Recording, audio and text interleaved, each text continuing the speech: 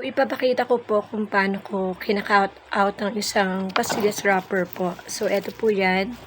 So, kung makikita nyo po, nasimulan ko na siya. So, ipapakita ko po siya sa inyo kung paano ko siya tatapusin. Yan po. Ang design ko po, floral. Actually, gagamitin to sa isang wedding. Lagi na pong yung kumukuha sa akin ito, mga mayaman po. Ginagamit nila sa wedding ng Pilipiniana.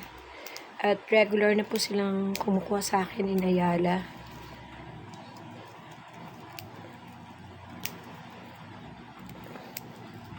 So, minsan may motif sila. Kamukha ngayon po, they wanted navy blue and orange and olive green. Medyo nahirapan akong humanap ng color na olive green na papel hapon or Japanese paper.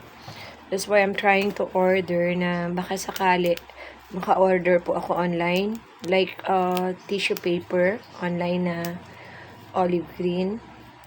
Kasi yun yung motif nila.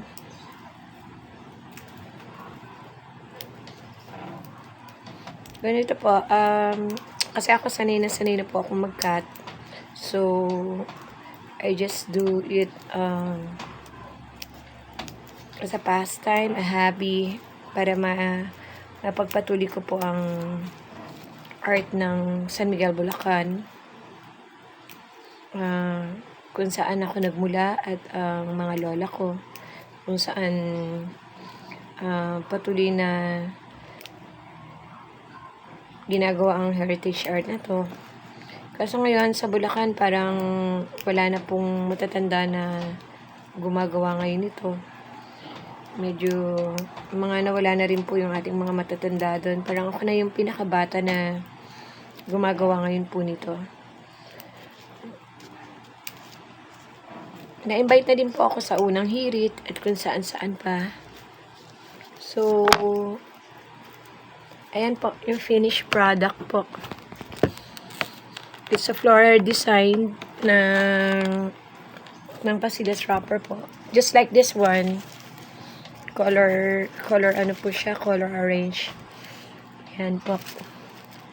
So, sana yung mga kabataan natin, they'll have time at sana maturo sa school natin para naman po mapagpatuloy ang ating heritage art. Maraming salamat po. Happy New Year!